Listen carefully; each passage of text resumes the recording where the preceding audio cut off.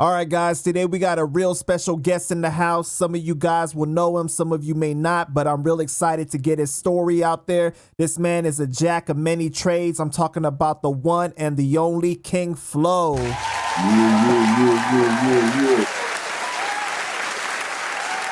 What's up with you, bro? How you doing today, man? I'm doing great. You already know, man. I can't complain. We in the lab getting a little cooking going on. You know what I'm saying? A little chefing up. Yeah, I see that. I see you in the lab, man. You Yes, cooking up. sir. Yeah, man. We always working, man. You know that. Everything's good, man. I'm really ecstatic. You know, we dropped the DJ K Slay rolling 200 deep just recently. One of my family members sent me a picture of me on the billboard. You know, Papoose had posted the video when I had just got caught up there. So I'm ecstatic, man. I can't complain. I'm feeling very, Yeah, man. A very, lot very of great people on that track, too. A lot real of talk. people. A lot of legends too on that track. You heard? Absolutely, man. So So with my interviews, I like to start at the beginning and really get your story so we can help the people understand who you are and where you came from.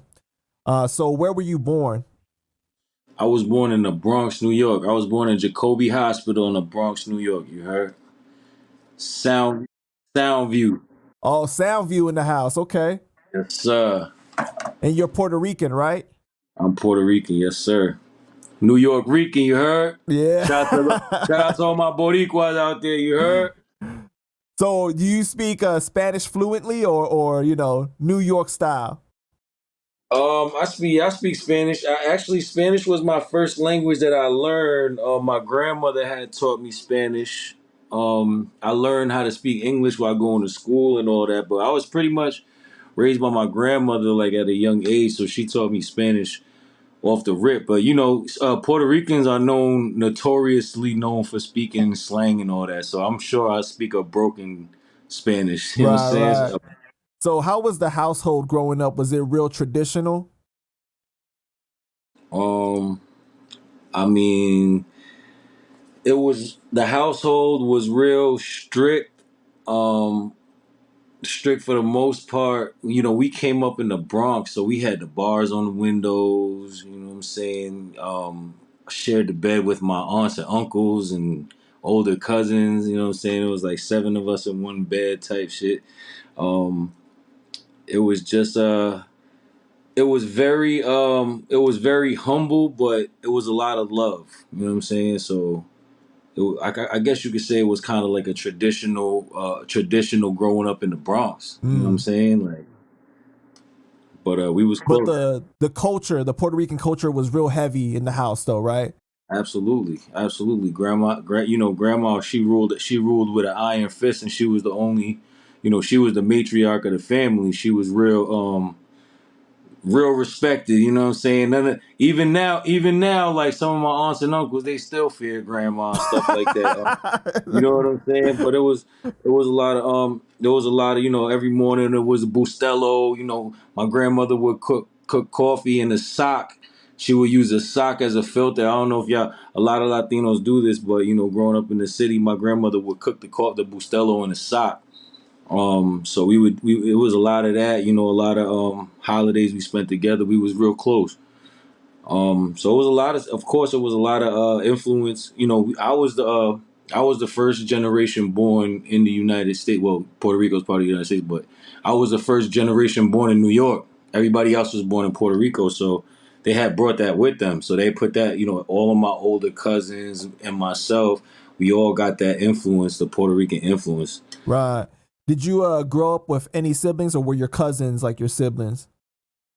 I got brothers. I got brothers, but they all younger than me. I mean, I really grew up with my cousins and my uncles. My uncles was kind of like, they older, but they was kind of around the same age. Same thing with my older cousins. So I kind of came up with them. My younger brothers, they grew up on Long Island, so it was a little bit different for them. But yeah, we had all my older cousins and my uncles, my cousin Barbara, she really influenced me in as far as music goes. My other cousins really influenced me in the street shit. So it was a mixture of both. But my siblings, my actual brothers, are a lot younger, and they grew up on Long Island, so it wasn't really like I grew up with them like that. Right. And you were saying that your grandma mainly raised you, right? What did your parents do for work? Oh shit, my grandmother basically raised all of us type shit. Hmm. She pretty much raised all of us. But what my mom's, um, you know, my mom's was really a street. She was in the streets. You know what I'm saying? Rest in peace. My mom's was a Latin queen, and she really did a lot of hustling. She just was, she didn't really have a job like that. Um, I remember her doing a lot of street pharmaceuticals, let's say. You know what I'm saying? My dad was a chef though. So my dad, ever since he came here, he'd been working as a chef, and he always worked hard and all that. My grandmother was a police officer, um, and my grandfather, he was a CO in Rikers Island. Wow, so you got like all the different elements around you then, right? So you got like the street element, and then you got like kind of the police side of it with your grandma, and then your grandfather, he was a CEO. So you had like a lot of different things around you. Yeah, yeah, I had a lot of different. It was kind of like, you know how it is, man. It was kind of like a melting pot, man. Everybody was trying to survive in one way or another, and just coming up in the area where my mom was at, where we was at. It was just, you had to get it by any means. Like, you had to just, you know what I'm saying? Like, some people had the ability and the opportunities to work hard and get up out of there, but some people was just stuck in the street shit, unfortunately. So that's just what it was. We had the hard working element, because in the Latino culture, it's just, it's a lot of hard workers. You know what I'm saying? So we never we got that instilled in us early. You know what I'm saying? Go out there and work hard for yours. So we had that element, but then we also came up in an area where it was, impoverished, and people did what they had to do to feed their families. Right. And I know you mentioned earlier, although Puerto Rico is considered a part of the US, it's still almost like you immigrating to the US from Puerto Rico. It's almost like cast it aside, really. So definitely when you come to the country like that, it's like that hustler like mentality, that hard work ethic is like instilled in you. Yeah, right, exactly. Cause you're not sure where your next meal gonna come in. You know what I'm saying? I remember as a kid, and thank God for my grandmother and everybody who was in charge of making us good when we was kids. Like, we never really felt um like I would say, like, the parents would go hungry before the kids. You know what I'm saying? Like, Absolutely. they make sure the kids ate, and that also was something that I peeped at an early age too, which instilled a lot of responsibility. Like, if you able to go out there and get it, then you should be out there getting it. You know what I'm saying? You said that your mom passed away. Rest in peace to her. Is your father still with us today?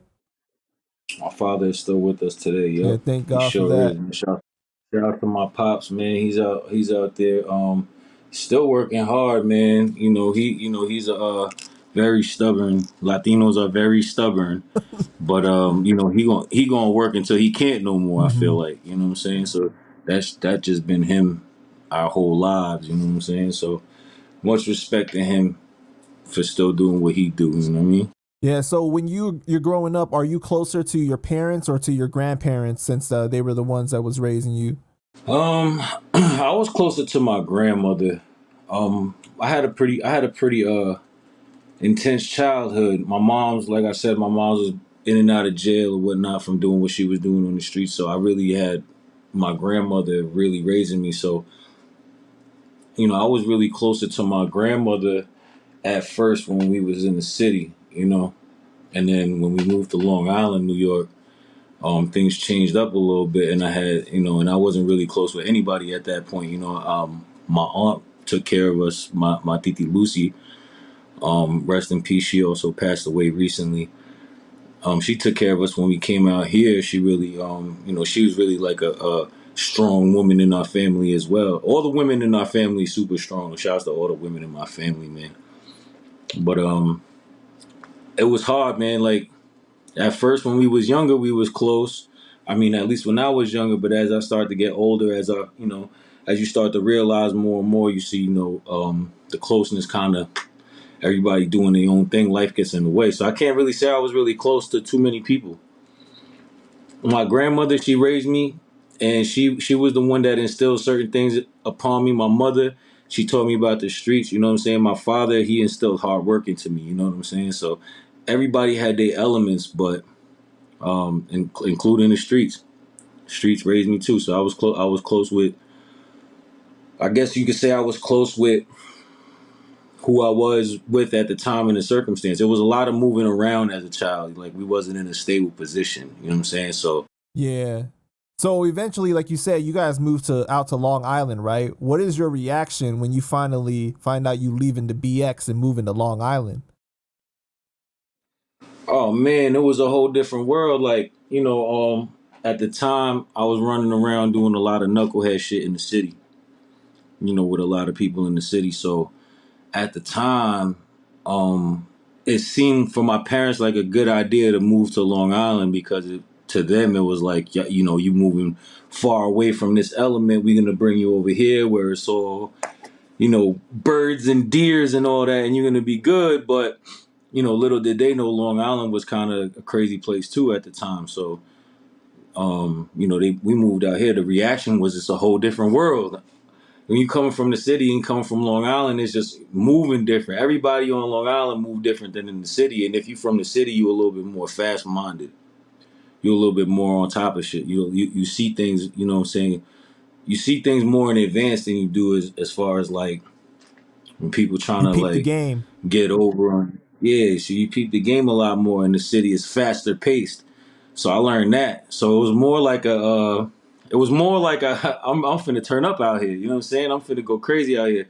And it ended up being more. It ended up being more trouble than if we would have. Who knows if we would have stayed in the city? But it ended up being more trouble for me on Long Island because I just figured out my way around out here. You know what I'm saying? Right. So it was kind of like a culture shock for you in the beginning, though, seeing that. Yeah, yeah. It was kind of like then. It was kind of like you ever see like what he say like when Tony Montana was like it's like a big fat pussy waiting to be fucked. Right, That's what it right. was like. It's like, damn, these niggas ain't moving like this. So it's like I'm gonna come out here and do things a little bit differently, and I'm gonna turn up out here. So that's what it was kind of like for me. You know what I'm saying?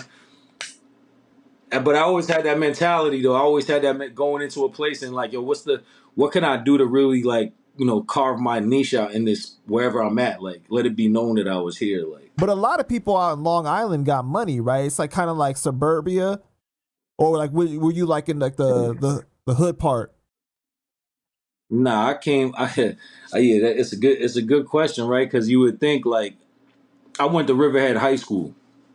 So that's right next to Southampton and all of that. So you would think that yo, it's a nice spot, that's what everybody thinks when they think of Long Island. But I was in probably one of the worst spots in Long Island.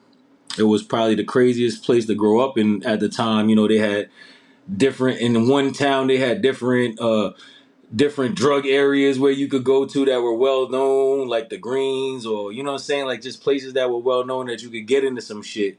And then you had like four different police jurisdictions, so you were bound to get into some trouble out there. So it was just like everybody, like of course, like you run into people that got money, but it ain't everybody. You know Right. what I'm saying? And the people that do got money, they live in a bubble. You know what I'm saying? They don't know. They don't know what's going on outside of their bubble, really. You know what I'm saying? I've like coming up out here. I met people that got money. I'm friends with them or whatever the case may be. And they super rich people and they great people. Don't get me wrong, but they have no idea what goes on outside of what they do. You know what I'm saying? And that's like everywhere out here. So it's like the people that are from like Riverhead, let's say Wyandanch, places like Amityville, like places that you hear about, like those are the craziest places for real because they made a name for themselves in that aspect. You know what I'm saying? Like you hearing about them because it's not all, money out here. Yeah.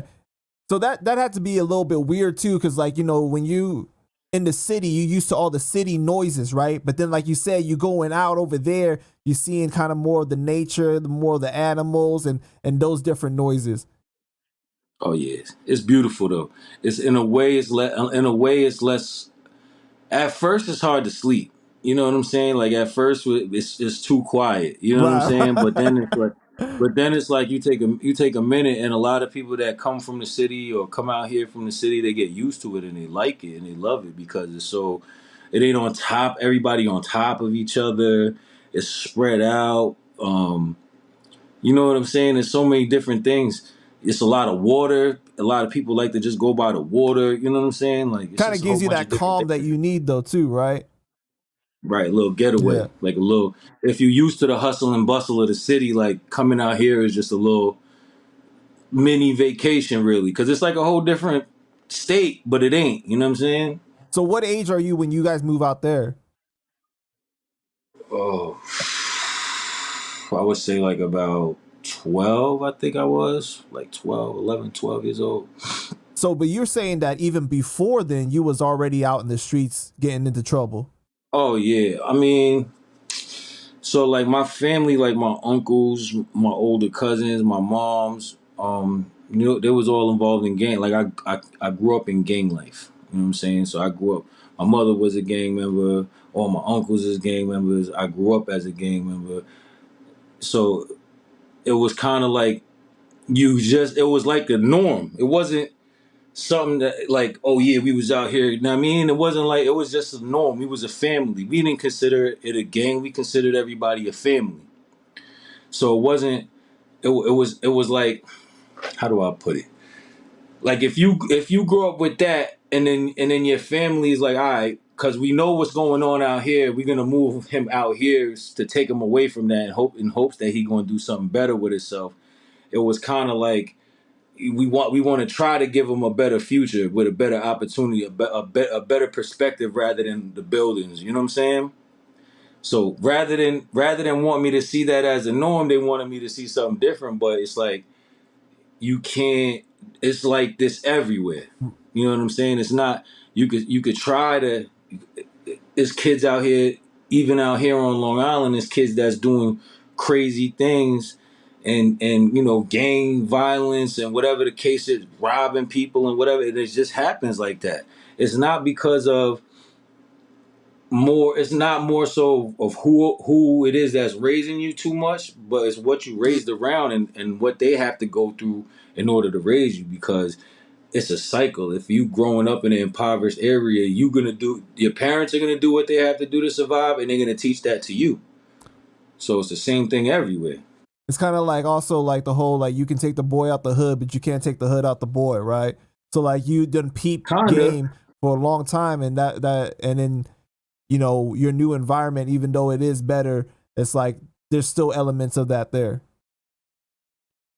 I'm thankful. I'm thankful that my parents decided to come to Long Island and move to Long Island. Because of that, I was given an opportunity for a better education, in my opinion. Mm-hmm. You know what I'm saying? I was able to slow myself down and really was able to learn, and really focus on writing and doing things like that, because I probably wouldn't have done that if I was still in the city running around. Who knows where I would have ended up had I been left to my own devices still out there, and if my parents didn't want to give me at least a chance to see things from a different perspective, which is why yeah, so I pride myself on that, man. I pride myself on education. Even if you are, the way that I feel it is, even if you have been brought up in the streets and you have only these things that you are used to, and whatever the case may be, there are different perspectives, man. And you just open yourself up to new perspectives. I believe in learning. If you learn something every day, you're going to take yourself from a stagnant place and move yourself to at least uplifting your vibration. Like, you know what I'm saying? Right. You can't be stagnant. You can't be stagnant mentally if you continuously learning something. You feel what I'm saying? Yeah, and I wanted to bring that up because it seems like you moving to a new area made you a more well-rounded person because it took you out of what you already knew, right? It started to show you something a little different. Because at that time when you moved, right, that's when you started to develop more as a musician. Is that right? Like you started to learn to play instruments. Oh, for sure. I mean, I always, as far as like hip hop goes, I always had a thing for, rhyming and, at least I would say like as a hobby, I would just be freestyling, whatever, just writing little rhymes or whatever. So I had that inkling in me. But when I moved, I really wanted to play the violin. And so moving to Long Island had offered me the actual program that they had in the school to learn how to play the violin. Although I couldn't afford it, I did what I did as a street person and I stole a violin and I taught myself how to play it. But it opened up my eyes to a whole new perspective about music, let's say. Wow. So you taught yourself how to play? Yeah. Yeah. That's crazy. So what other instruments did you learn how to play during this time? Oh man. So I learned the violin was the first instrument that I learned how to play. I really loved playing the violin. The second instrument that I learned how to play was the acoustic guitar. I taught myself how to play the acoustic guitar as well. Electric guitar, bass, drums. Right now I could probably pretty much play any instrument except for like I don't know, maybe saxophone or some shit like that. So wait, during this time that you're over in Long Island as a kid and everything, did you know how to read music already, or you just like you're playing by ear? Nah, nah, nah. I didn't. I just played everything by ear. I didn't learn how to read music until recently. I didn't learn how to read and write sheet music till recently.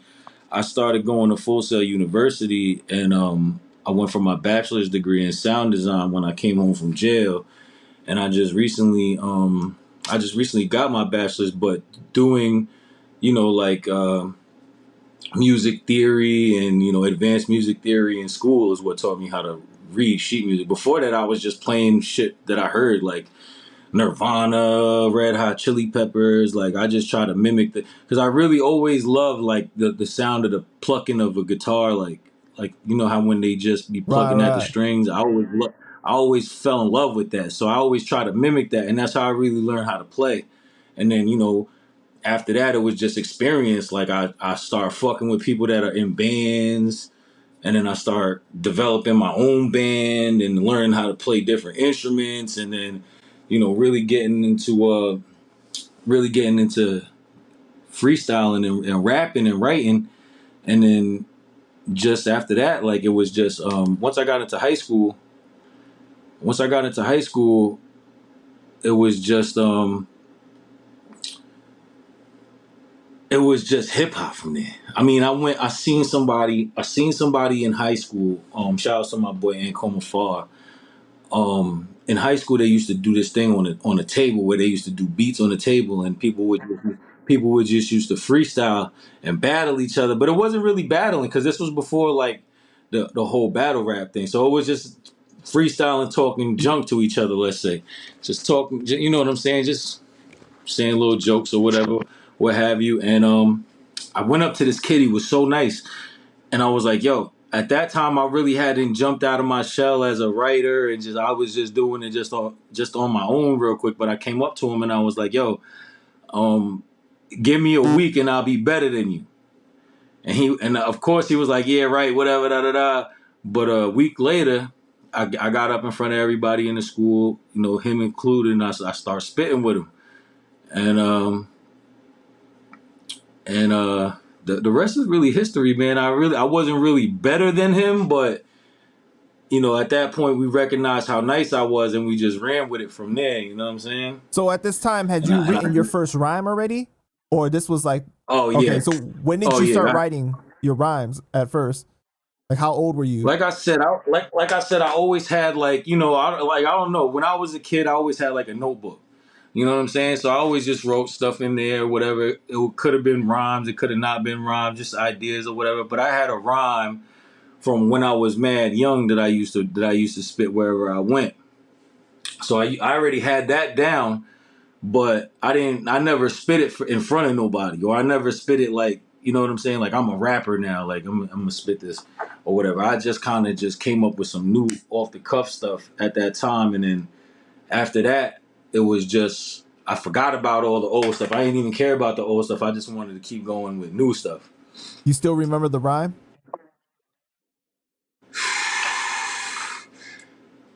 The rhyme is like, it's like, hey yo, hey yo.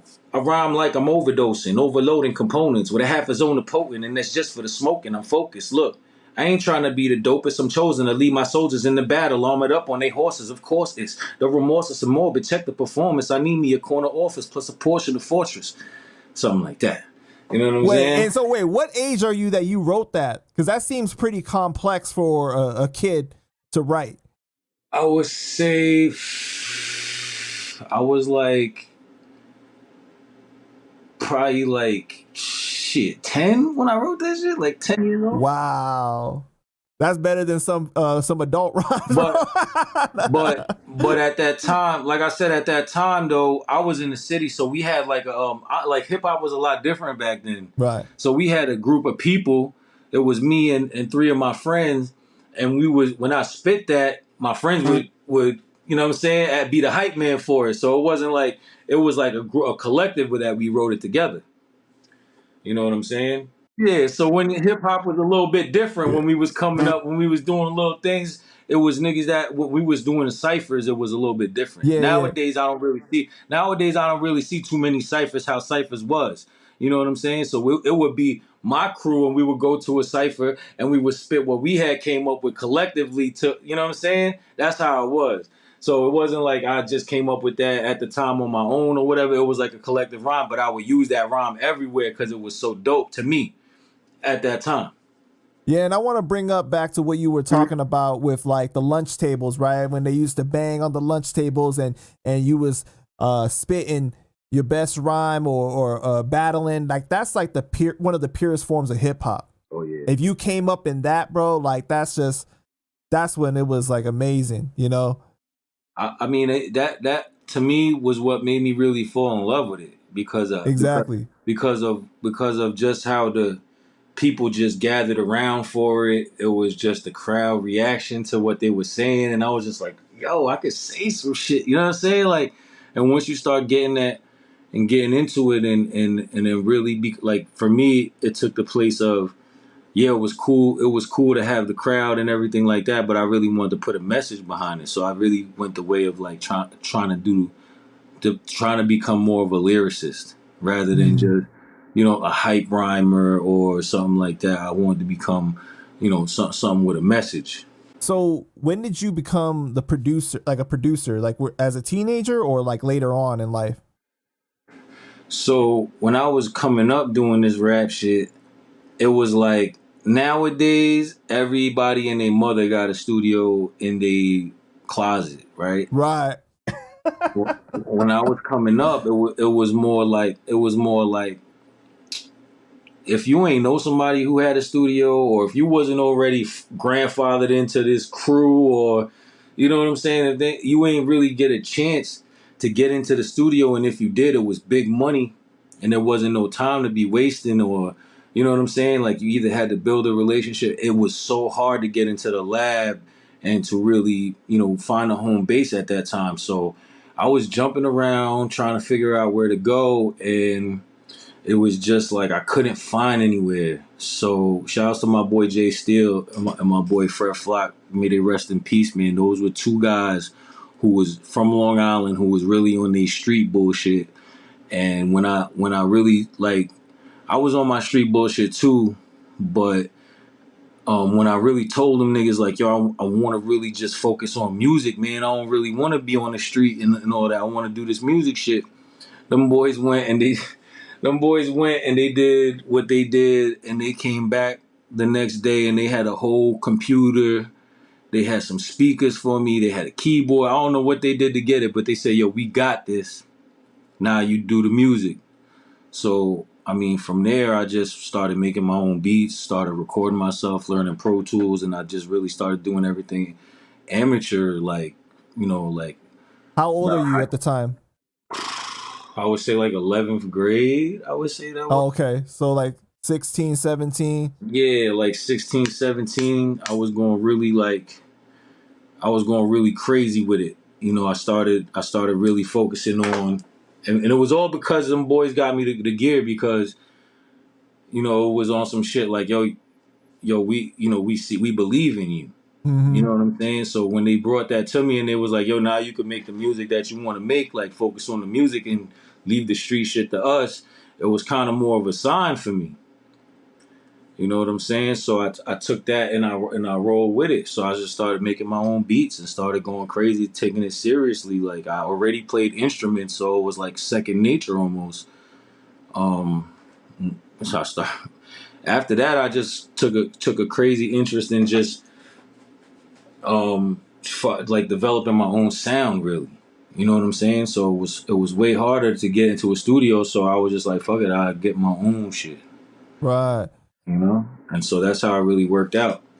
I really tried to get in with other people and tried to develop a sound somewhere, but nobody really was trying to open a door for me. So I just had to really do it on my own, you know, obviously when I say on my own, I mean with the people who believed in me.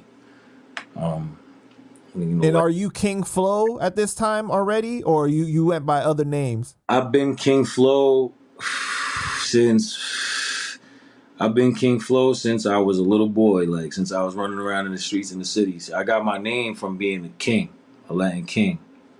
So what Right. I I was was gonna jump into that next, but I what does wasn't the rapping. flow stand for? Flow stands for fuck law and order. That's what flow. That King Flow is King fuck law and order. But I shortened it to Flow because at the time I was writing graffiti, and it was a lot to write King fuck law and order for a bomb. So I would, you know, so my throwy was just King Flow. So I would do that everywhere.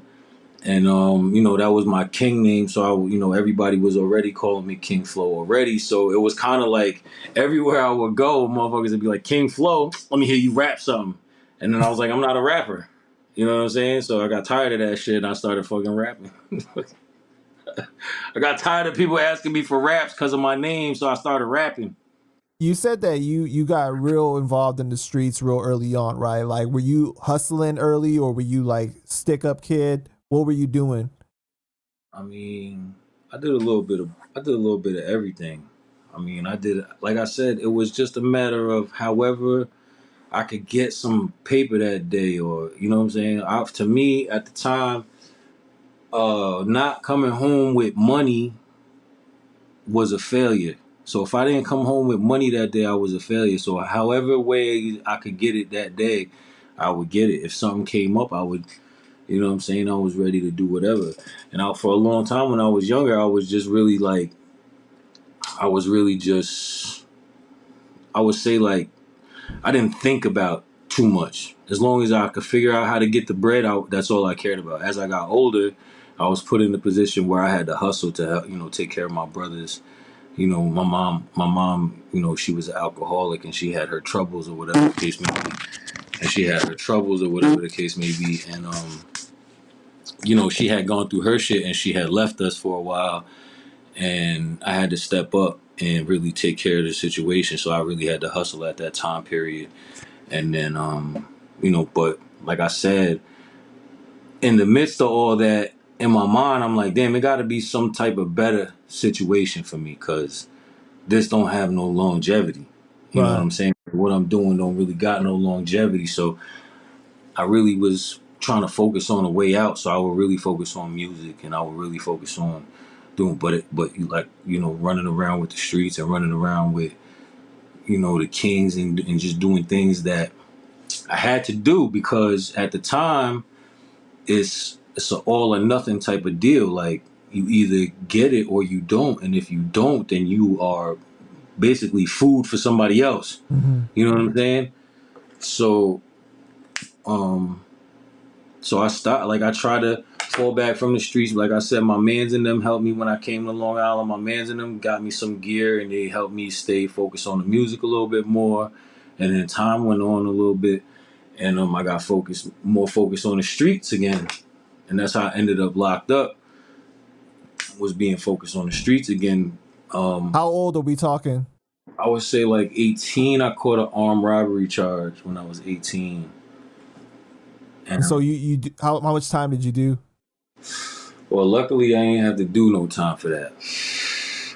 So what happened was, it was me and two other people that did it. I got one of the people that did it with us wrote a statement on both of us, and so at the time, so I got a lawyer, and his name was Ed Burke Jr. But his dad was like a fucking his father was like a Supreme Court justice, so he was a well respected lawyer from Southampton. So I had to pay him a pretty penny. Well, basically, he sat me down and he was like, "You got to give me X amount of dollars, and I'm gonna tell you right now, half is gonna go right in my pocket, and the other half I'm gonna take on the boat with the judge, and I'm gonna tell him da da da, and we gonna get you." Some probation or whatever the case may be. So I ended up getting basically 8 years probation for that.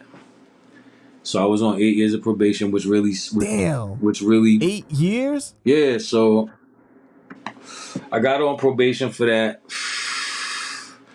and I was doing good.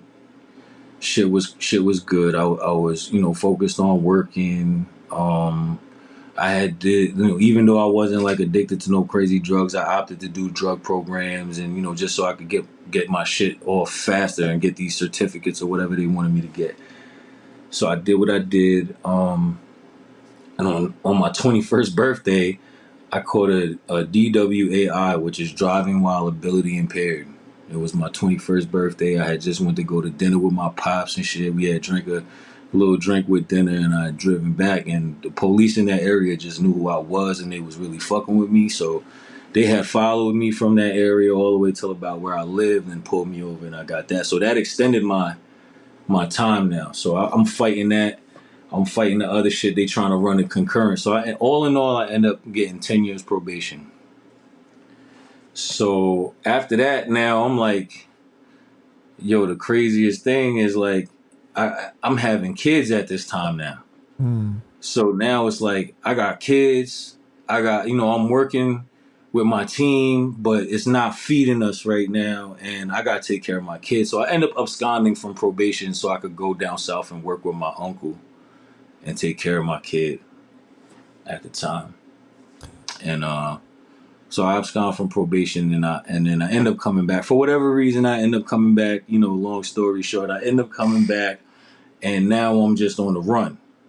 So now I'm like, damn, I can't really do nothing. So I go back to the street shit. You know what I'm saying? Like I can't really put my name on nothing really quick because they gonna find me. So I'm not really trying to do that. So I run back to the street shit. Now I'm going street shit crazy. It just caught up to me. So I get caught up with the probation, and I have to max out on my time. So I came home about, now it's been like 6 years, I think, since I've been home.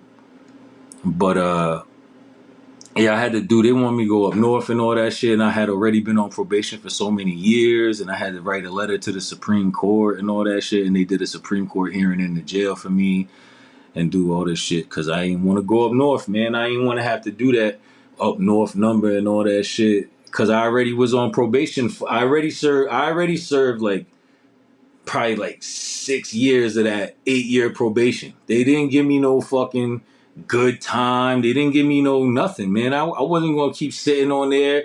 I ain't have no work in New York at the time. I was like, yo, I'm out of here. I'm gonna go feed my fucking kid. Like, Right. it's just logic, you know what I'm saying? But they ain't want to hear that shit, So I ain't want to do that.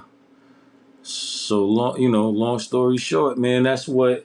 At the time when I got relocked up again, I was going crazy in the streets again. And this time when I came out, I was just on some different shit, man. I learned a lot. This time around. I learned a lot about who I am.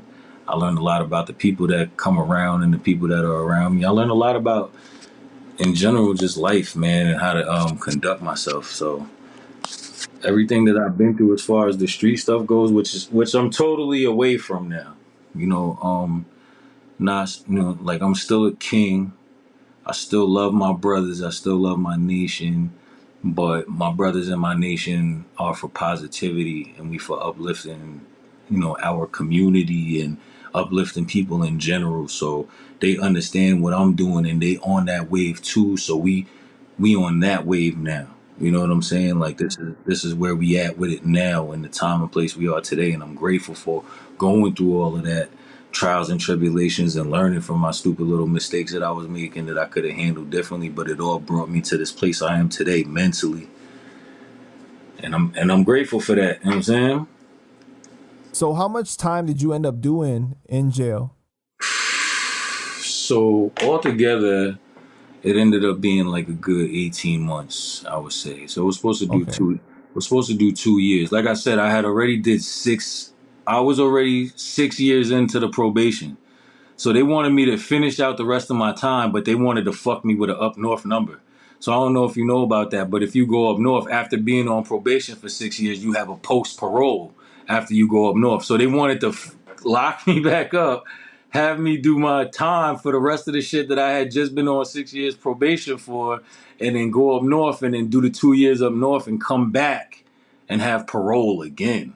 That's crazy. You know what I'm saying? So they wanted to fuck me. So I was like, you know what?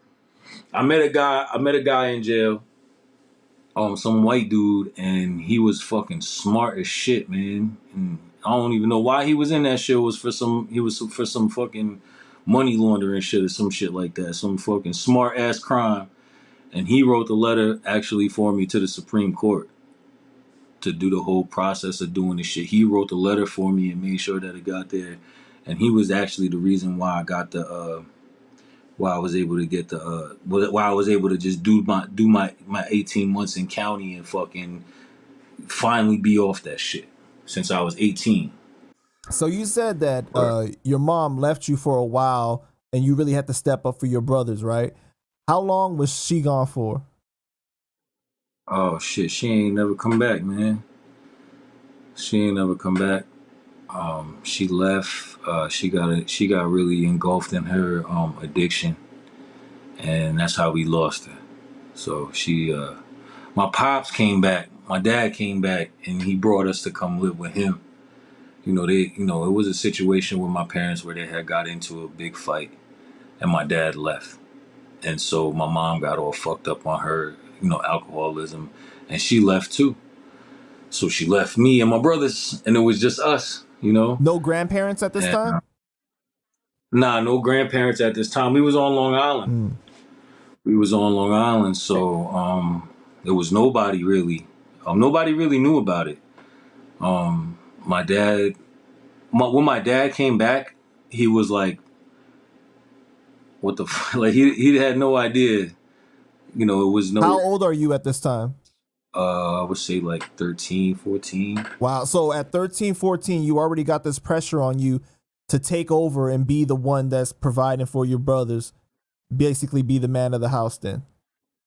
Oh yeah, I mean, it was either that or like my big thing was, and this was always taught to me by my mom too, was you never let the government come and take y'all and separate y'all. Yep. You know what I'm saying? So that was my biggest fear, was that if somebody found out, the government would immediately separate us. You know what I'm saying? And I didn't want to separate from my brothers because at the time it's like this is all we got. You know what I mean? So how long after your mom leaves does she pass away then? Ah man, I don't. But to be honest, man, I can't even tell you. Like time went, and it was just one day. It was just a call. Like I didn't even get a call that she passed away. We got a call that she was in the hospital, and she had turned up in the hospital, and we had went to go see her at the hospital, and then she was really sick, and then her liver exploded and she went into a coma. And then when she came back from the coma, she didn't have no memory, so she didn't remember who I was. She thought I was her brother, and she didn't remember my little brothers at all. So it was fucked up for that time period. And then and then like shortly after that, after she had her liver had ruptured or whatever the case may be, she had passed away after that.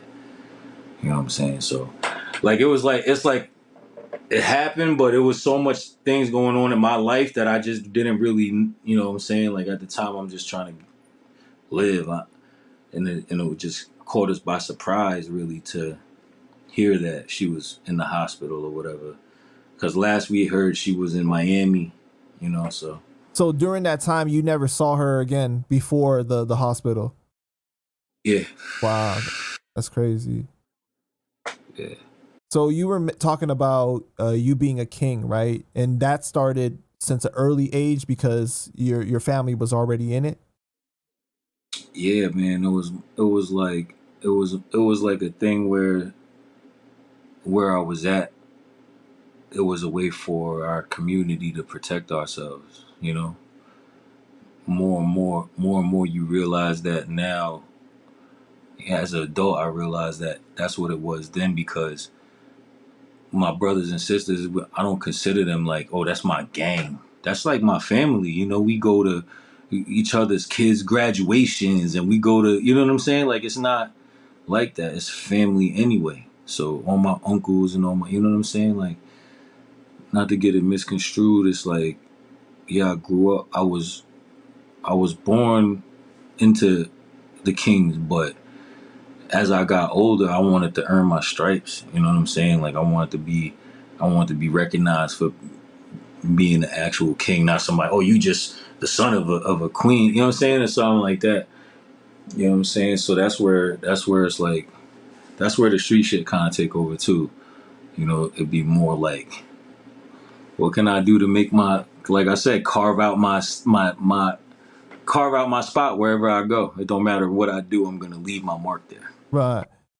I interviewed King Tone, and what drew him to becoming a king was the knowledge behind it. He felt it brought him closer to his people and his identity of what it was to be a Puerto Rican. Yeah. Did you have any of that experience? I mean, bro, when you coming up, when where I came up, we don't have no superheroes. We don't have people like that to look up to. That's like, oh, this is we want to be the president. It's niggas like King Tone that we looked up to, and he definitely pushed the knowledge. I mean, the knowledge behind it is beautiful. I advocate as a king. Kings advocate on becoming self aware, having knowledge of self. So I advocate that for anybody. You know what I'm saying? That just knowing the history of anything is something that I try to do. Whenever I involve myself in something, I try to learn the history of it. I try to, you know what I'm saying? Like, so the knowledge behind it makes you proud to be who you are. You know, it ain't nothing glamorous to look at. So when you find out that your people come from royalty and you are king for real and you are from a bloodline of royalty, it makes you have hope. You Facts. know what I'm saying? And that's hope is powerful. You know what I mean? So it's, instead of a bunch of people running around, oh, spics and whatever the case may be, it was not. You a king, you a queen. You know, treat yourself that way. Learn who you are. Learn the history of your people. You know what I'm saying? Every great king, every great every great queen, they know the history of their people. You know what I'm saying? Because they have to go through those levels. Like I say in my music, the God King album, that's what that's all about. Going through the darkness so you can get to the light. You know what I'm saying? Having to go through that struggle so that you can relate to these people, so you know what you helping. You know what I'm saying? Like, a lot of these people, the reason why they don't help is because they ain't come from that. So they don't remember that. You know what I'm saying? When you come from that, you remember that. So you know where it's hurting at. You know what I'm saying? It's real. Do you or did you ever kind of experience any conflict with being in the streets and hustling, but at the same time coming from, like you said, coming from kings and the knowledge and being about the community? Nah, because we always been about the community. Our whole movement is based on taking care of our community. You feel what I'm saying? So it's never no conflict in between that. If anything, the people who are more focused on trying to better the community, they mad at street niggas because of the tarnished look that it gives us. You know what I'm saying? Like that whole shit with King Tone. I met King Tone and I had the privilege of chopping it up with him. And he's a good guy. He's a good brother. You know what I'm saying? And he wanted to teach people knowledge and unity and all that stuff, but then end up getting caught up in the street shit. So it's a contradiction. So that turned a lot of people off to the movement as well. You know what I'm saying? And even people that's in the movement is like, damn, you know what I'm saying? Like you have us believing in one thing and then it's living this a whole other life. And we don't know if he did what he did or if he got set up by the man or whatever the case may be, but it just looks that way and is disheartening towards people. So if anything, the people who are in the nation that's trying to, show the nation in a better light, we like, damn, y'all niggas is fucking up. Even myself, when I fuck up, it's like, damn, bro, you could be setting a better example. Right. And when I interviewed him, he did say that instead of like sending people to do things for him, as far as to for him to be able to pay his rent and everything, because he did feel a lot of remorse for doing that. Right? He understood how that came across, and he wanted to be so much more for the people.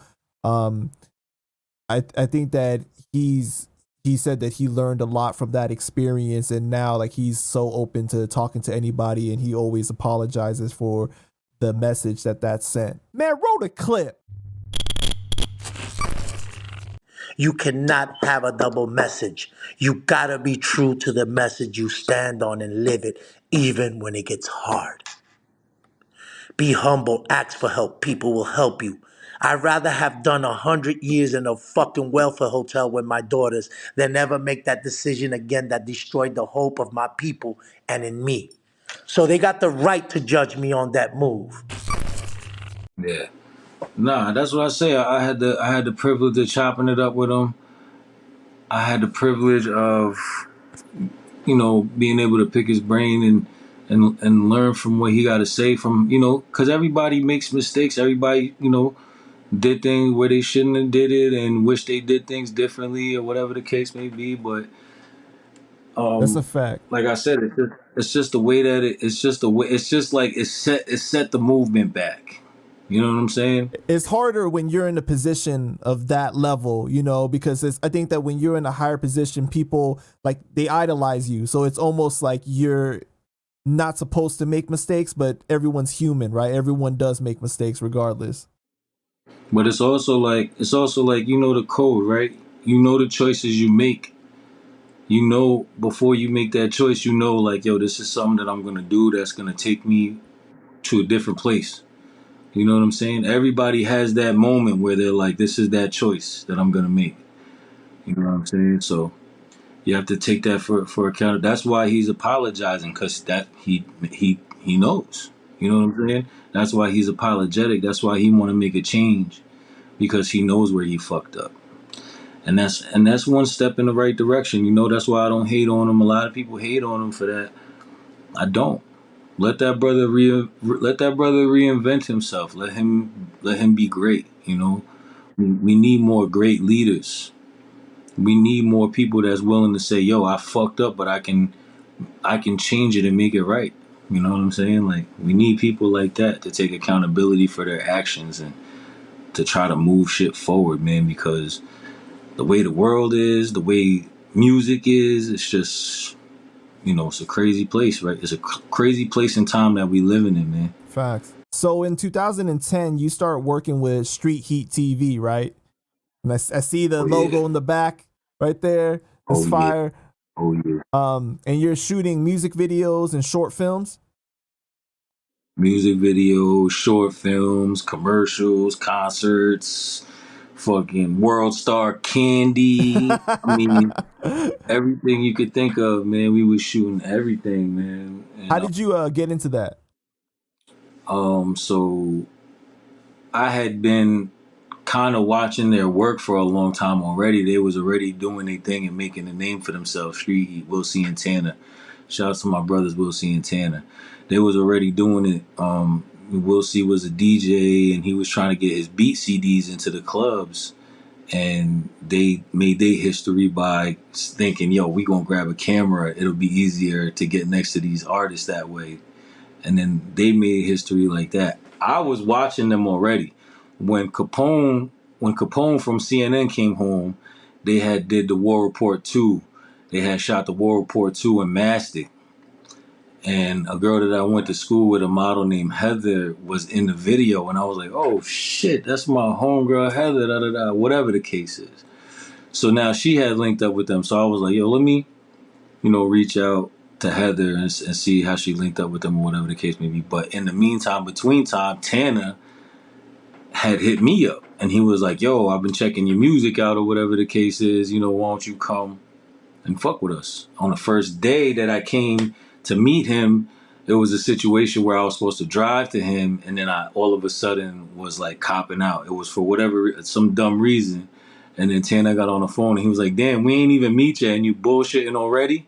And I was like, "Damn, nah, I can't, I can't let that shit slide." So I ended up going out there, and it's a viral clip of Rakim meeting DMX for the first time, and you know, and it was just a historical moment in hip hop. And they spit in each other's rhymes, and they having a real moment, and there's a viral clip everywhere. And I was in that room. That was the first ever day that I shot with Street. First day that I met Will C and Tana, and ended up sneaking into the Foxwoods Casino on the casino side where all the money was at. Like, end up sneaking into the green room where all the artists is at, sneaking into various artists' green rooms, catching interviews, like real guerrilla style, tactics. Like, we was in there, we muscled our way in there, and Tanner was just real impressed by me, and El Bizzle actually was his first day that I met him too.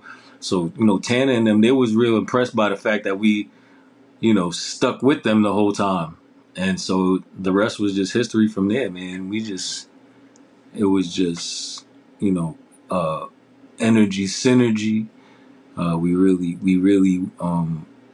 it was a real cohesive thing. You know what I'm saying? Like, we just clicked. Yeah, man. So at the time, were you already a videographer, or you were just like getting into it?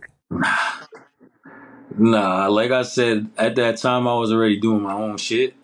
So I was already, ghetto shooting my own videos and, doing little, whatever the case may be. So I ain't really do nothing serious. I have no idea at the time, like anything video related. I'm just winging it at the time. And so, they don't know that probably. But, you know what I'm saying?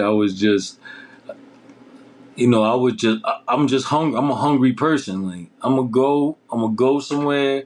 You're gonna ask me if I know how to do it. And if I don't, I'm gonna tell you, yeah. And by the time you come back, I'm gonna know how to do it. Like, Right. it's just who I am. And a few years ago, you ended up becoming the COO, right? Oh yeah. Oh That's yeah. dope, man. It's Yeah. giving you a lot of connections with other artists. Um, have you like been given a chance? Like, well, not have you? I know you have. I mean, you've been able to see like the business from a totally different perspective, like doing all these various things. Oh yeah. So now I'm more. Now I'm super into the business side. Like I said, school changed my perspective on what the game actually is and how to monetize things. That's what I do really for Street Heat for the most part. Aside from being their head engineer and producer, for the most part, I'm trying to do for the artists what I didn't have done for me. Artist development wise, teaching them how to brand themselves, teaching them, how to, trademark their names, turn their name into an LLC so it could be ran as a business. Little things that a lot of artists don't know because no one ever told them to do. No one ever told them, like, yo, this is a business. You have to invest in yourself. You have to keep track of the money that you're spending. You have to, there's ways that you can fund yourself where you don't have to rely on a loan from a label, which you're thinking is a deal. You know what I'm saying? It's just a whole bunch of things that artists don't know that I really, my main mission is to school them. It's a lot of people taking advantage of these artists because they don't know the business. They don't know nothing about how to protect themselves. They don't know nothing about getting their paperwork right. And I just can't take that shit no more, man. It's just it makes me sick because these artists are literally putting in. It's a lot of artists that are really dedicated to this, and they putting in their last dollars to these scammers that are just charging them to perform, charging them to this and charging them to that. When it's just if you had knowledge, you would be able to just excel. And the more people that do good around you, the more the better you'll do. Right. It's just just from experience, just from helping people and just genuinely being there. We'll see. That's my brother, man, and he's a big part of my life, and he's an influence in that part of me, like just genuinely giving to people and helping people genuinely. That shit comes back tenfold, man. So you've built so many relationships with a lot of artists now, like Mano, right? Jim Jones, like all these different artists. Has it been more of a business relationship, or have you like developed like real friendships with these people now? So it's like certain artists that you see me around, that's business. You know what I'm saying? Certain artists that you see me around, we come around because it's mutually beneficial for each other. But there's some artists that are also like family. You know what I'm saying? And there's some artists that I've really grown and to have a real bond with, that I'm that I'm super grateful for, that are people that I kind of looked up to as as a rapper, like Corey Guns. Like, that's my brother. Like, you know what I'm saying? We have a real relationship to where I call him, he call me, we fucking bullshit, talk shit. Yeah, we talk shit to each other. You know what I'm saying? Like, certain people, like, I've gone to certain people's weddings, and it's just, I'm grateful for that, to be able to have those, and then it's certain artists that you work with so much that it becomes close. You become close with them. You know what I'm saying? So it just depends on who it is. Like, like Jimmy, Mano, Dave, those are like family to us. You know what I'm saying? We work with them so much that we fucking tired of each other, but we love each other. You know what I'm saying? Yeah. But no, it's not, seriously. It's all love, but it's the where we at. We in the big leagues, so when we get on set or when we do these things, it's like it's game time. We came here to do this shit for real. It's not it looks when you see behind the scenes and you see these little takes, it looks like it's all fun and games because we make it look good, but it's hours and hours of work. You know what I'm saying? So obviously, I got to ask this question because of the parallels. You're from the BX, you're Puerto Rican, and you're a rapper. You grew up a TS fan, right? Oh yeah, of course. You know that. Right. That's a given. You know that. Come on What now. was that? What was that like for you when they was taking over and you see Pun, Cuban, Joe, and that representation in hip hop and the Latino community? Oh man, when I was a kid, they was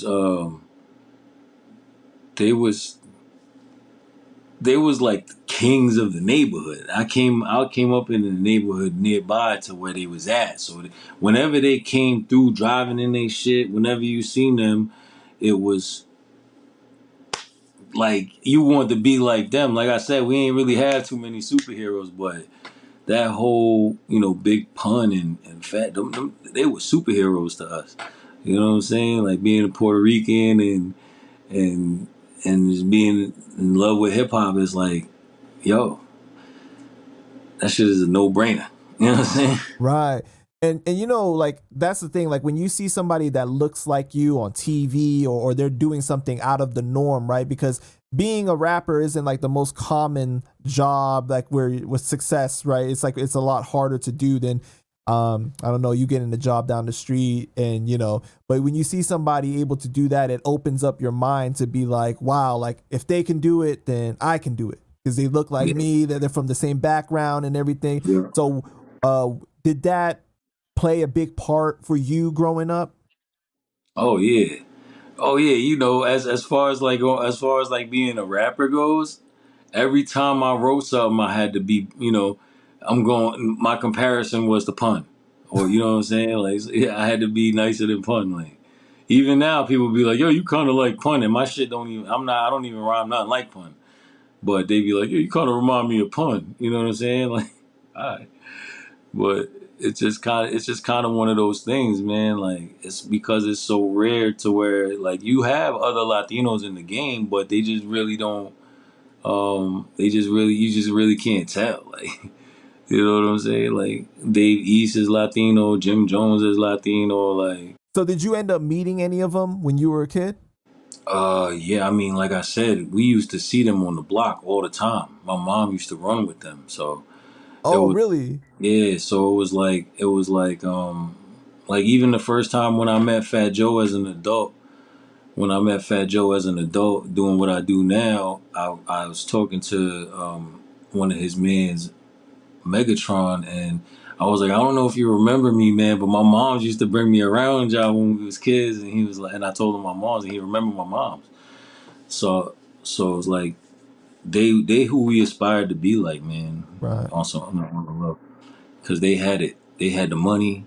They had they had the name in the streets. Like they had the name in the neighborhood. They was royalty. We want to be like them. Have you? Is there any plans, like I don't know, to like do a song with any of them, like like with Joe or with Cuban Link or any of the other TS members? Have you had any conversations with them later on in life? Oh yeah, like so. I mean, I don't know if you do a song with Cuban Link, you not fucking with Terror Squads. That's just what it is, man. I don't know why, but they just don't fuck with each other. They don't fuck with each other. I don't. I fuck with Fat Joe. I fuck with Cuban. I don't. I mean, I don't really fuck with Cuban. From what I know, like he be in the hood and shit like that. Like I don't say hi bye to him. He's cool with one of my peoples. We don't have no problem. It's like what we do is a very diplomatic job. Like we don't really got no problem with nobody. And if other people got problems with each other, we don't really got problems, with each other. But for for um, for whatever reason, Fat Joe has showed us more love. Fat Joe, Fat Joe is just a real ass dude. You know what I'm saying? So we I'm a loyalty type of dude. Whoever show me love, I'm gonna show them love. Niggas act like you know what I'm saying? I don't chase nobody or nothing like that. It's not that serious to me. You know what I'm saying?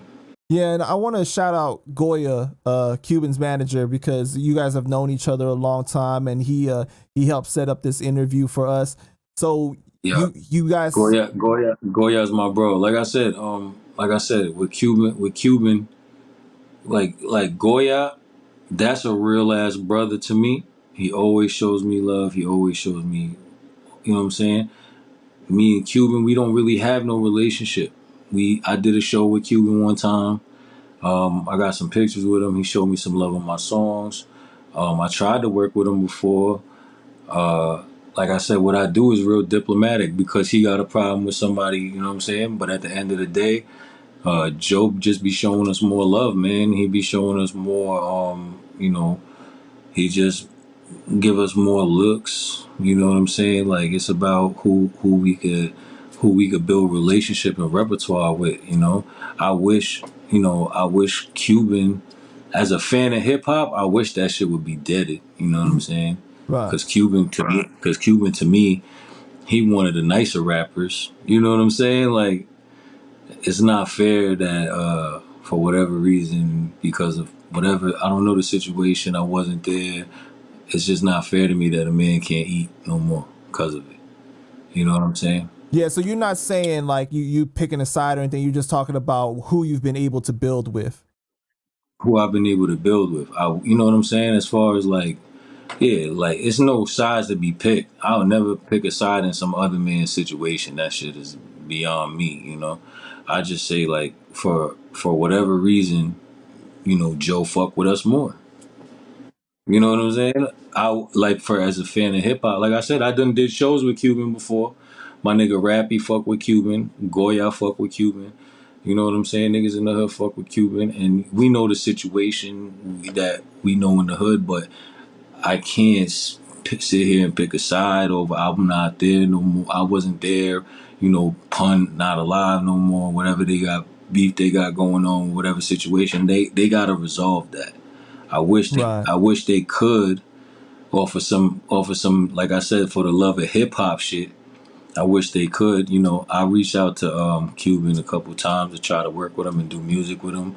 My nigga Rappy tried to set it up. You know, for whatever reason. Shout out to Rappy. Yeah, Rappy, my nigga. Like these are niggas that I really fuck with. You know what I'm saying? But for whatever reason, Cuban never really want to, or he never got around to it. I say. Not that he don't fuck with us, but he just never got around to it, you know.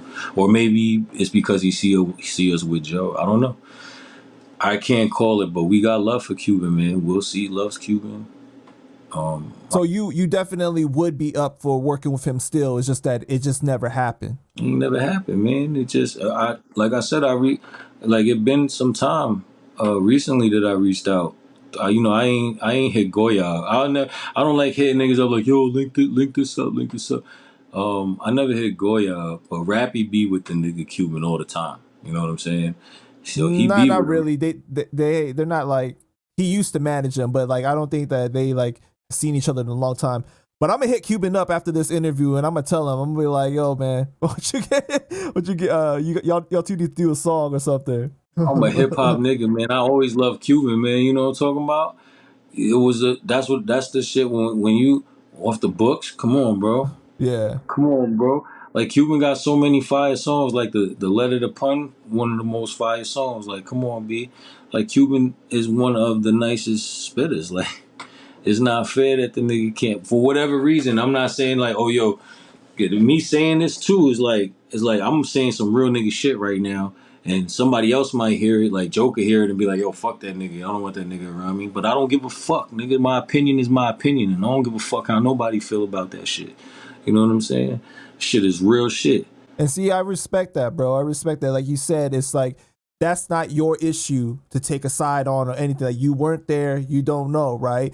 But at the same time, you could show love to either side. You could show Joe showed love to you, so it's only right that you would show love to him, right? Show love back to Yeah, him, exactly. and I respect what he does, and I respect what he did for hip hop. My nigga, is no denying what he's done for hip hop. You can't take for a personal reason what y'all got going on. You can't take that away from a man. Just like Joe can't take away what Cuban has done for hip hop. Like, let's just be real. Like, that's real shit.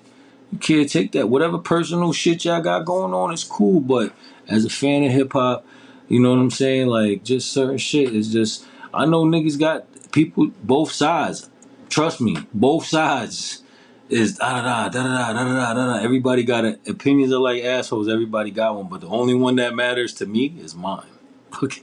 And you know, people they get caught up in the personal things, obviously, and what they believe happened, and so that makes them discredit either side, right? But even Yeah. though Cuban is my man, I can't deny what Joe has done for hip hop as well, and I commend him for that. You know, I mean, he's been in the game for 30 years, represent turned 30 just not too long ago, right? And he keeps continuing to reinvent himself, and he's been able to sustain it. So you know that's a big shout out for him that he's able to do that. And I go for what people could, and I go for what people in his position do for the community, bro. You know what I'm saying? Like that's what based my opinion of a man like Fat Joe. He do shit for the community. If y'all see the steps that they taking to make the healthcare system become transparent, that's big for people like us. You know what I'm saying? So that too impacts how you feel about a person as far as your personal opinion. But like I said, man, that nigga Cuban, he deserves to be able to eat. He deserves to be able to live off of what he loved to do, man. I want to hear new Cuban shit. And I think he just dropped some shit recently. As a matter of fact, you know what I'm saying? Yeah, he definitely has. Yeah. And I look out for that shit. Like that's why I say I'm a hip hop nigga. Like that. You know what I'm saying? Like although I'm entwined in my shit, that shit don't affect how I fuck with either side. It's not gonna be, oh yeah, I don't know, nigga. Whatever y'all have going on, that's between y'all. And I just hope y'all could resolve it for whatever going on personally so that y'all could be at peace. And it would be a big situation if y'all resolve that shit for hip hop. You know what I'm saying? I think it's just hard because in this industry it's just politics. It's really hard, but like it's not as often that you find somebody like in your position where you're willing to show love to both sides because a lot of times people want to rock with whoever has the bigger name or the more beneficial thing for them. At the end of the day, bro, I'm um I'm a stand by my my own dignity, my nigga. Like I'm showing love to that side, not gonna take away the love I got for this side or whatever. And I'm not, like I said, I don't know what y'all got going on with each other.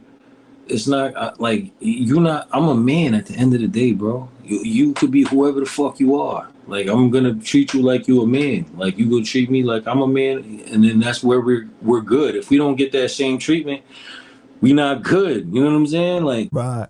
it's as simple as that. We men. I don't care if you got a bigger name. You want to try to stop me from working because I showed love to somebody you don't like, nigga. What? That's corny, bro. I can't. I don't fuck with that. You know what I'm saying? Like and it happens. Believe me. Yeah. Believe you me, I know it happens, but at the end of the day, like I said, I'm a man, my nigga, and I'm gonna do this shit regardless. Niggas ain't gonna stop me from doing what I love to do. And I'm gonna go say what up to that nigga and say what up to that nigga because y'all niggas just ain't y'all niggas not fucking paying my bills, nigga.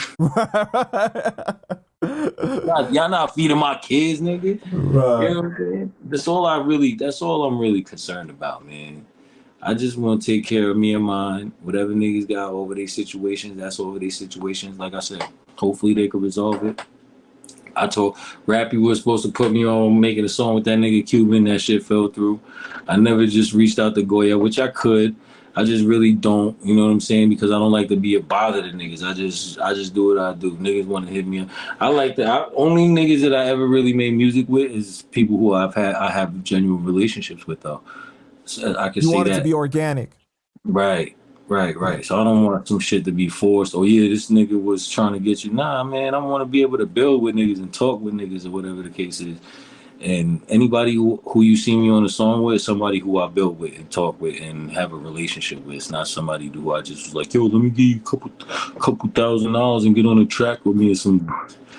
You know what I'm saying? Right, right. I just don't understand why people do that. I mean, I do understand why, and if you do it the right way, it can be lucrative and it can bring you something back. It can return your investment. But if you don't, which most artists don't do it the right way, if you don't do it the right way, it's just you just did that shit. You just did that shit. You just did it for fun. So I know through Street Heat TV, you were able to work with Chris Rivers, right? Pun Son. Yep. You guys shot a music video for him or what? We actually shot. This was back when the Locks. I forgot the name of the Locks album now, but it was a Locks song Oh, okay. that he actually was on or some shit like that. And that's how I met him. But then after that, we did a couple more things for him, and then he, for whatever reason, how personal shit be. You know how personal shit goes. He just stopped doing what he do, but he's making a comeback now. Yeah, and he's He's doing, nice. He nice. and he was fucking with Styles P, and Styles P like really got him like really centered on that. Like Styles P is nice too, man. To have him as a mentor, which he kind of had the whole Locks behind that nigga. He nice. Yeah, yeah. I fuck, and I'm glad that he's back too, man. A lot of nice spitters.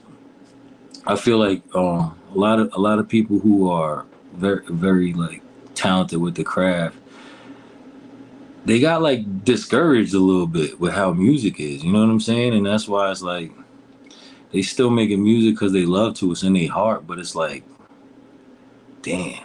It's like where is this shit going? And I feel like instead of getting discouraged, like we should encourage rappers like Chris Rivers to make more shit. The problem is the consumer is buying the bullshit. You Right. know. Did you have any like good conversations with him or was it more business? Oh no, we talk like I thought that he would be like a smoker, like smoke bud and all that. Like he don't smoke or nothing like that. He's a smart guy. Um, he about being staying active and all that. You know, I kind of wanted to, that get talking to him was probably close as I get to talking the pun. You know what I'm saying? Right. So I kind of just wanted to just ask him just regular shit. I just wanted to like you smoke weed. You know what I'm saying? Like what you be doing? Like regular shit. You know what I'm saying? And he's at the time when we was talking, he was focused on boxing. You know what I'm saying? So at that time, he was really really heavy into the boxing shit. So um, you know, just you get your little opportunities to build with people, and then like I say, man, sometimes personal shit happens in life, and then they disappear for a little bit for whatever Right. reason. But we gotta encourage niggas like that to be out here spitting, man, because a lot of this shit be trash, man. But you would definitely be open to do a song with him, right? What? Of course. Of course. We talked about it that day. We talked about it that day when we was chopping it up and all that. Um, we had it. We ain't never got around to it, man. Like at the time, I'm just fresh in this shit, so I'm trying to get in every shoot that I can get into. I'm trying to build my network game up as big as I can at the time. So I'm just like, all right, cool. I got, what I'm saying? I'm chopping it up with him, so. But I definitely that nigga nice, man. He wanted. That's why I say all of these rappers that I really fuck with, they not really like. That's why with the 200, with the DJ K Slade 200, I had the privilege of being able to get a couple rappers on there that I fuck with personally. I was able to and even hear some of the OG rappers that's still nice with it, because you ain't heard from them in a minute. I don't know if you heard this shit, but once you start, it's like, damn, where the fuck that nigga been at? Right. It's like, where the fuck he came? So it's like, I had to, it's a lot of these rappers that just be, it's like, life come up and then it's not really doing what it's supposed to be doing for you in the game. So you're like, fuck it, I might as well just focus on this shit. You know what I'm saying? And we losing a lot of good artists, man. It's a tough game to be in, bro. It's not easy. It's not. And it take a thick skin to be in this shit, man. And it take, you know what I'm saying? But it's just like, if we supported each other as a community, as far as like artists, rappers go, like the nice niggas, if we supported each other like a community, we could get further, man. People are buying the garbage because it just be too much garbage. We need to start putting out, you know what I'm saying? It's oversaturated with nonsense. So it's like when it's hard to find a needle, a needle in the haystack with one of these. And then when you hear that song, and it's like it give you that feeling to when it's like, damn, this is real music. Like it's one in every fucking 10,000 songs. Like, you know what I'm saying? Like, Yeah, and like the industry the way it is now, it's like whatever is the most popular trend, how they looking for people on TikTok that they could just market, whatever that they can do. And it's not even people that really came up wanting to be a rapper, people that really put their time into really to that pen and that skill set. It's just more of like, hey, how can we make a quick buck right now? yup. And it's just they really just that's what it became, like a cash grab. Like what style can we exploit for this quarter to make the most money, or which TikTok person is gonna go viral and we gonna make everything sound like this. You know what I'm saying? Like, it's It's a sad, shame because bro. it takes away creativity, man. It takes away, and not only does it take away the creativity, but it takes away the drive to want to do this shit. Like, Because when you and I were growing up, right? It's like everybody strived to be different from the next artist. It's like I'm trying to sound different. I don't even want to be compared to so and so. Now it's like, oh, there's a blueprint, this type of beat, this type of flow, this topic. You know what I mean? Like just even the look of the artist. it's crazy. that's all cookie cutter. That's what we Right. call it, cookie cutter. So it's like, what do you do, man? Because like standing out ain't helping nobody.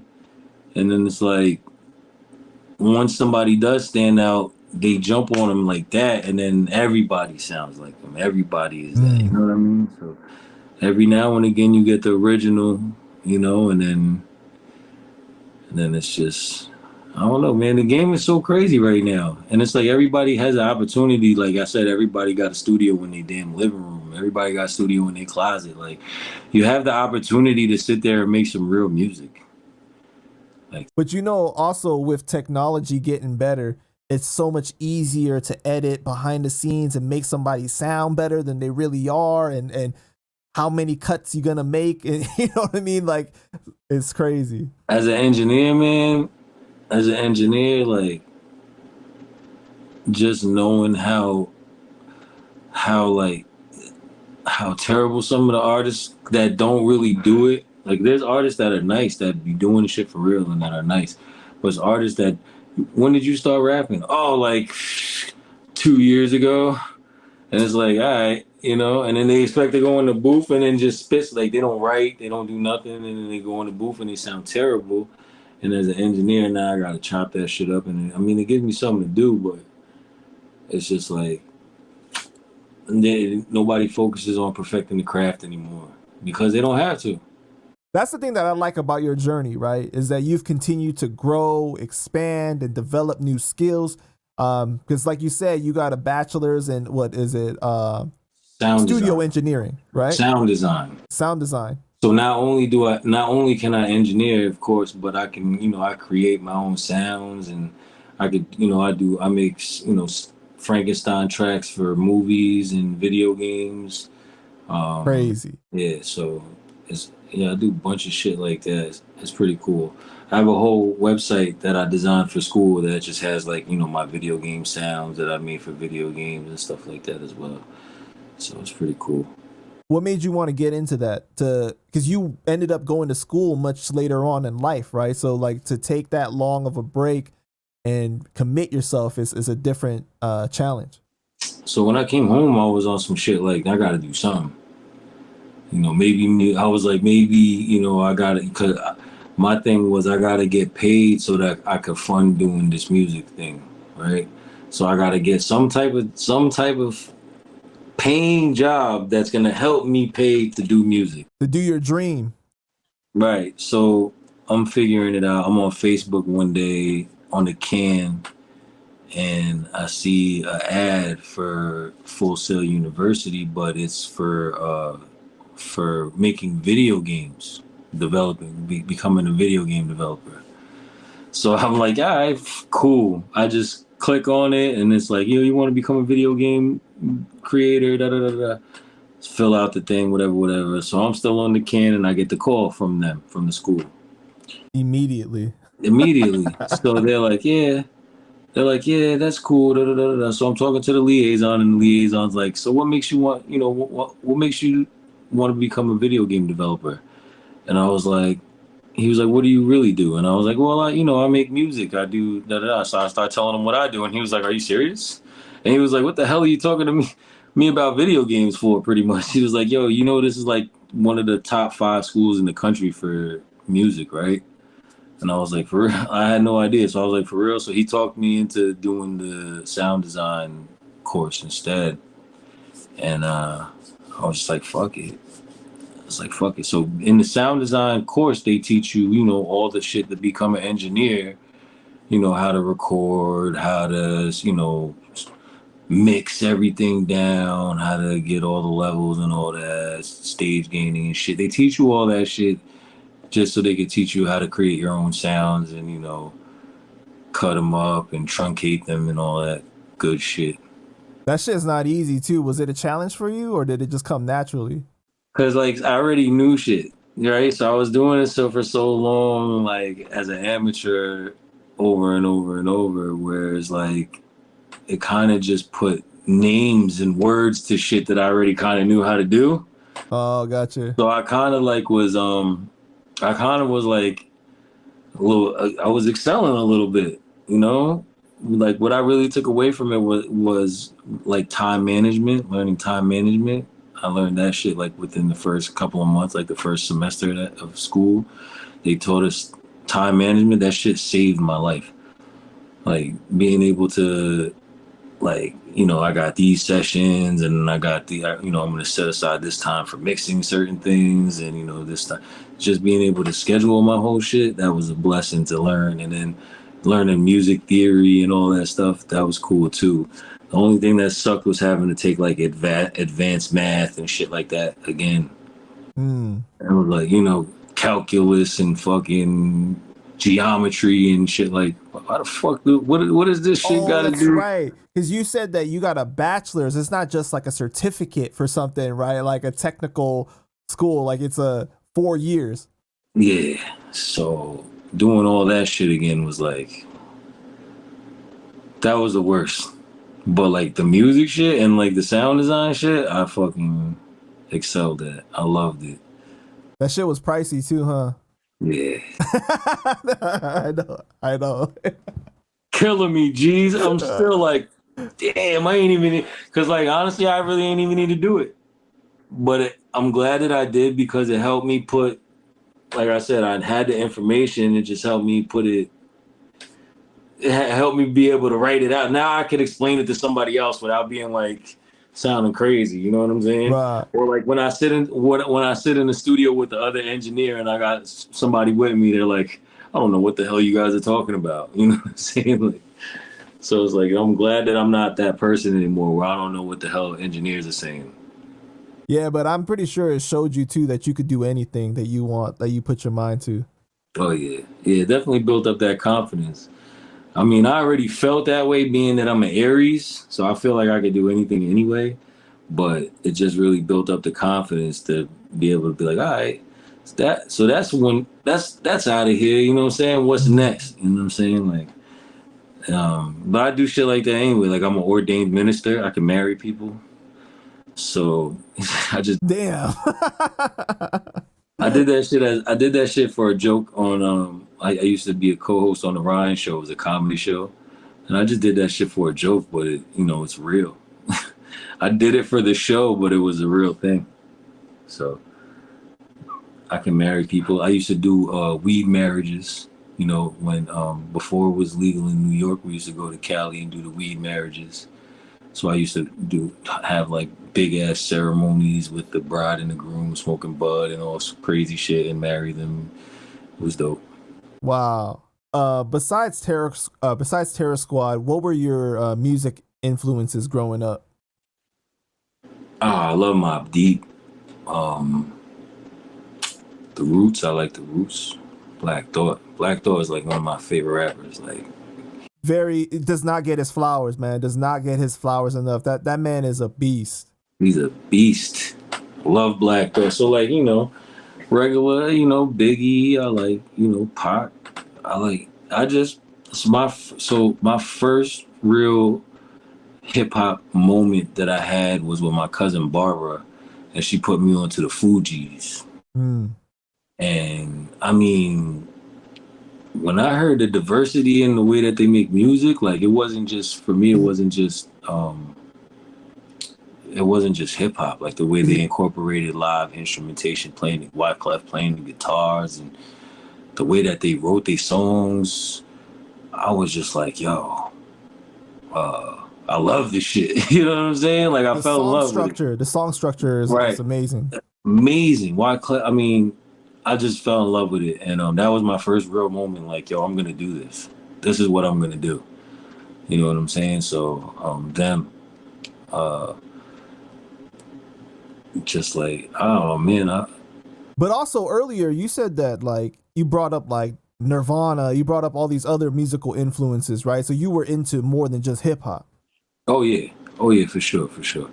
Like I said, when I was in school, when I learned how to play the guitar and shit, like I tried to put a band together. I had a band, and all the band. One of the members of my band from high school is actually my DJ now. Wow. So like we've been doing this shit forever, like, you know what I'm saying? So I just music has always been, you know, just everything. I used to be a roadie, so I roadied at Ozfest, so I met like Ozzy, I met like I met the singer from Disturbed. I did who else? Corn. I met them. Um, Damn. So you see that you've had so much more musical influences outside the spectrum of just hip hop, right? Like, how do you think that's influenced you in a positive way in your music to do rapping? um, it kind of just made it so that I don't box myself in. You know, a lot of people try to box themselves into like a category or some type of, and I just don't. You know, like punk rock and shit like that just kind of shows you like you can really make music with feeling. You know, and music with feeling and have a message to it. But I think with the other influences, it kind of just helped me be more diverse, really. You know what I'm saying? And just shit that I talk about. Just not being afraid, like when I make a beat, not being afraid to like throw a guitar in there or throw some weird instrument in there, like I just started fucking with a sitar. Like I started learning how to play the sitar, so stuff like just like being able to. A lot of hip hop is like taking like if you go to the way that hip hop really started is they would take like the break the breakdown part, the bridge part, the instrumental part of a Right. song, and they would Sample take it. and they would sample that and let it run so you could rap over it. So I keep that in mind um when I'm making a beat or something like that, and I incorporate the influences that I have from other genres. It just helps me keep it like yo. A lot of the times, right now, especially, everything is so recycled, right? So they're using riffs that have been used a million times. You know, things like of that nature that like you've heard a million times before, and yeah, they work, and yeah, they're great, but that doesn't really innovate music really too much. You know what I'm saying? You don't have nobody trying to make new sounds. Like, a lot of the innovations that we have, as far as like speakers and amplifiers and shit like that, is because of the Beatles. They were so they experimented so much in what they did as far as sound goes. If it wasn't for them, we wouldn't have the type of amplifiers that we got now because we had to create these amplifiers in order to fulfill the need for them in the arenas that they were filling out. You know what I'm saying? Or like the reverse bass, how they did the reverse bass and stuff like that. Like people don't know about that shit. So that is so detrimental to music that we don't. So when I create music, I try to like do something different every time. Add something in there that you really wouldn't have in there. Like maybe I'll have in the background of I'll have somebody doing a heavy metal scream, or I'll have somebody doing some type of opera shit, or it's just you know, it's just That's music, dope, man. man. I'm pretty sure that it probably influenced like the way that you structure a song too, right? Because in hip hop it kind of gets a Oh, little stale sometimes where you just do like a oh 12 or a yeah, 16, oh eight yeah. bar chorus, another 12 or 16, and then you It's, finish out. and it's you always know, and it's always like that because that's the formula that works for the most part. So and people are afraid to step out the box and do like But I'm seeing it more and more now where people are like just doing uh one full long ass verse, or they'll do have five hooks in that shit, or just be all hook, or just be you see different things now, but it's so hard. so yeah. So let's talk about that because that's real interesting. It's like now you'll see more 2-minute songs, Yeah, right? It's like the hook, one verse, the hook is done. yeah, yeah. What is that like for you to see for especially coming from the era that you come from where it was like three verses was like not uncommon. So like if you think about it, like hip hop always kind of been like a right to the point kind of genre. Like it always been like you had to get that groove in there. You're trying to control the crowd, shit like that. So you're trying to make motion, right? It's songs in rock and roll. Them shits be 7 minutes long, 12 minute long songs. Like it's so many different type of ways to make different songs. So it's like I think now it's like The attention span is so short. You can't even like. You remember when Biggie did that song? "Got a Story to Tell." When he telling the story, whatever the case may Right. be. Like you can't make a song like that now because ain't nobody got the attention span to listen to that story.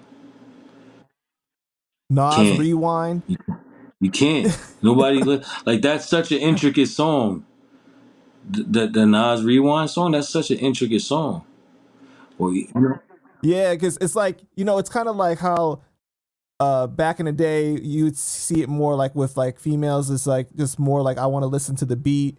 I don't want to think about too much yeah, stuff. You know what I mean? Like the words and so like I feel like it's kind of more common just in general for everybody these days, where it's just like anything longer than 60 seconds is too much on the gram or whatever, right? Anything longer than 240 characters for me to read too is much. too much. Yeah. It's just yeah. So that has created a thing where your attention span just can't take it when you have to think too much. Where you can't if you can't multitask to something, And it's that too kind of much. defeats the purpose of music, right? Because music is supposed to make you think less and feel more. So Right. they have it. The shit is so short. Attention span is so short that you can't even get lost in a song now. Like I don't know if you ever listen to like "Stairway to Heaven," but that Yeah. song is so long. But there's so many parts, and there's so many beautiful riffs, and there's so many underlicks, and so many different things that if you listening for it and you understand music, it's like, damn, this is a fucking hell of a composition, you know? Right. And And I know you would appreciate this. I don't really listen to them, but I know they got really long songs. But somebody like oh Tool, yeah, Tool, right? Yeah, like Tool got long ass 12-minute songs. Yeah, songs or yeah, something their like songs are that. fucking long as hell. Um, Yeah, yeah, it's like a journey that they take you yeah, through, and basically. so like, hip hop ain't got that type of attention span. We don't want that. I think, I think also is like everything's about streams now. yeah, So it's like however I can get more streams, right? And you can a shorter song is gonna try to get me more streams. right. That too. That too. It's a whole bunch of. I think it's a culmination of things right now, and the way the climate of the game is working. Like it's working against artists. Like now they just did something where Spotify is saying that artists can only get paid if they stream over 1,000 streams. Like what the what? Yeah, I know. And you was getting paid like pennies before anyways, but now it's like Like what nothing. do they do? What do they expect us to be doing over here? Like what's going on? And that's It's why crazy, being an bro. independent artist is way better for like I don't gotta put my shit on Spotify. Like that's why I say to artists like don't spend your time trying to get fake views and fake likes. Spend your time trying to get 1,000 real fans. Spend your time. You Yeah. know how much 1,000 real fans is? If you drop something for $100, right? Which is I see a lot of artists doing that now. You could get my album directly through me for $100, which was started by the late great. You know what I'm saying? So once you do that, Nipsey Hussle, right? right? Is that what you're Yep. talking about? The late great Yeah. Nipsey Hussle. Yeah. So once you do that, and you motherfucking getting paid from 1,000 real fans, and you selling CD for $100 or whatever you selling for $100, and your 1,000 fans is copping that shit every time, you living off of that, bro.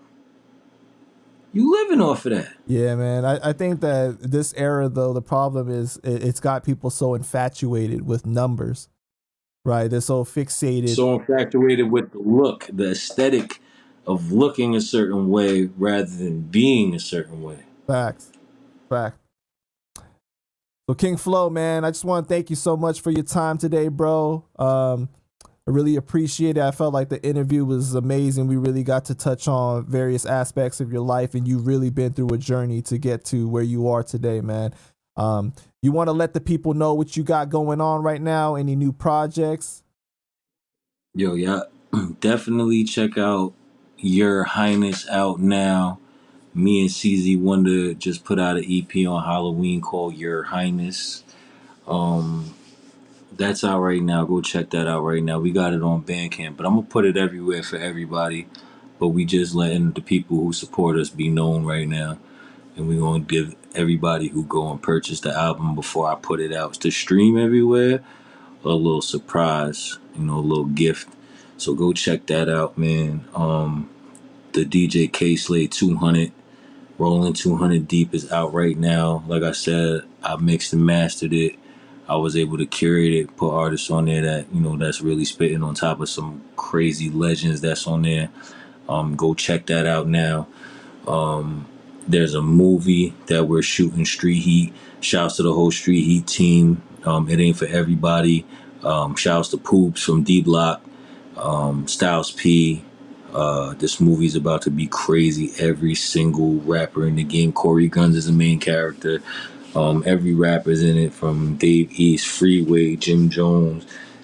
Wow. I mean, just stay tuned, y'all. We doing so many big things. So many big things.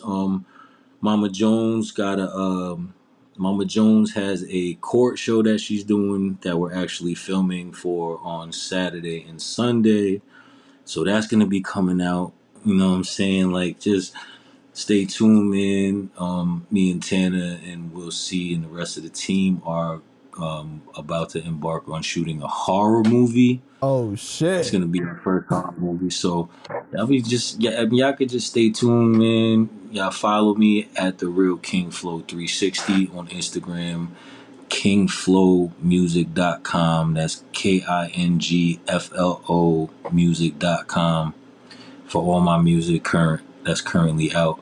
And yeah, just stay tuned, man. We got a lot of surprises coming, man. A lot of big work coming out too, man. So thanks for having me, man. I really enjoyed this interview. Anytime, I'm on deck, baby. Let's work. I appreciate you, man. Much love. Love, baby. You really do.